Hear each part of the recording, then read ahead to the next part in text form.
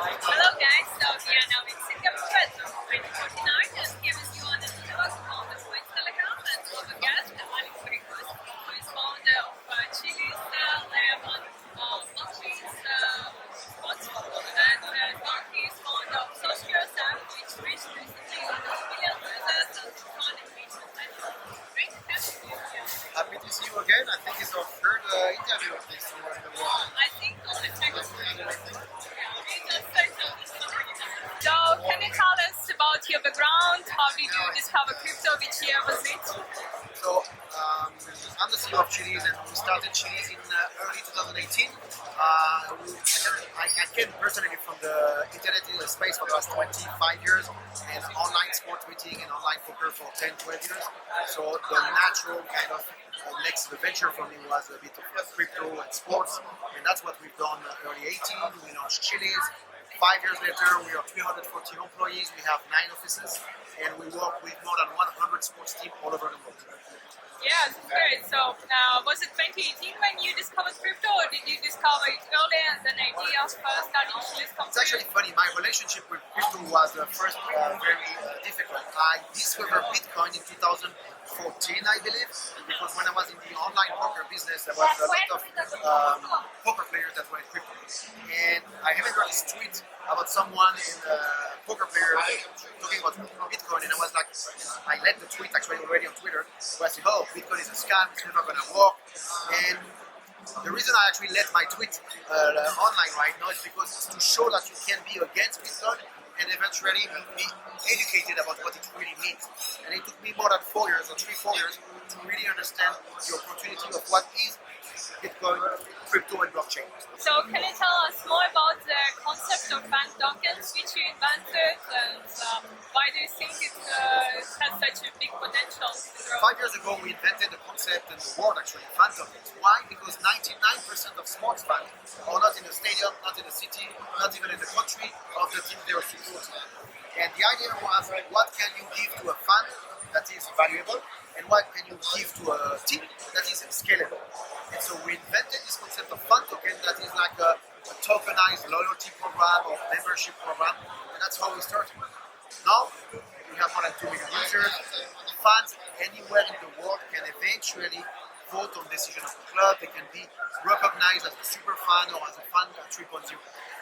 Yeah, it's great. So, can you tell us what are your biggest partnerships? Like you have partnership with Barcelona, Juventus. So we have more than 100 sports teams. We launched more than 85 tokens from Barca, Juventus, Paris Saint-Germain, AC Milan, UFC, Formula 1. We are in Singapore today. We have 2 Formula 1 teams competing. Aston Martin and Alfa Romeo, they have fan tokens. We work really like with different sports. Our biggest markets are Turkey, where we have more than 500,000 users and fans, 400,000 Brazilian users. We're really like a global operation. And I think it's just the beginning. And in which other regions do you see quite big crypto adoption? Yeah, for us it's mainly, I would say, emerging markets. Italy is actually out of European countries the biggest country, but Korea is big for Chiliz, Brazil, Turkey, Italy, and then it's very split.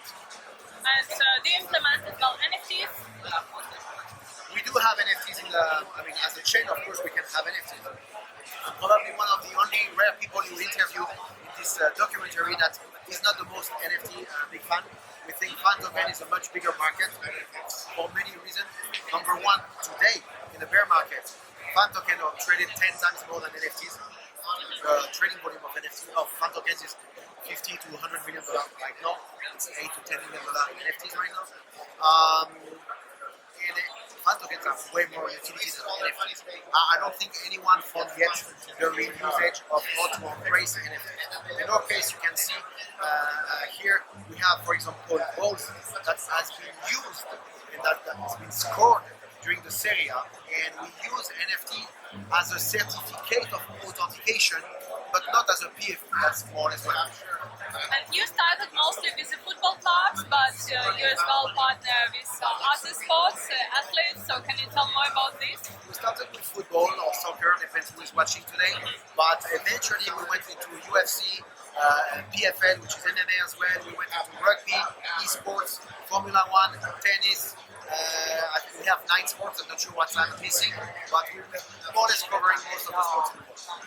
And does the bear market influence your business? So, like, do you see for the fan engagement it's always the same? So fan engagement usually does not affect us. Bitcoin will go to zero. There will still be sports fans. There will still be people who want to do what they're doing with their fan token. Bear market does affect our revenue or business in general because we're still crypto dependent for whoever are trading these fan tokens. And there was a price, trading volume, distribution. But as you can see, despite the bear market, we are here and we are trading way bigger than we've been before as a brand. Yes, it's great. So can you share some upcoming plans for the development of Chiliz, your recent partnerships? Our main focus right now in the next year is really onboarding more, not like our project, but venture utility features in the Chiliz Chain in order to have more and more utility for the fan token holders. Till now, most of the utility was provided by us and the team. We want this to be way more spread and have more and more developers, Nike, Adidas, and everybody to actually bring utility. Yeah, that's great. And how do you see the current market and when we can see the bull market again? In your opinion? I have zero prediction. I don't trade. I don't own Bitcoin. I don't own crypto myself. Do you own fan tokens? I'm just building. I don't own fan tokens. I cannot. But I'm just building and having 340 people dedicated to build features for what we're doing. Yeah, I agree with you. Thank you for your interview. Thank you very much.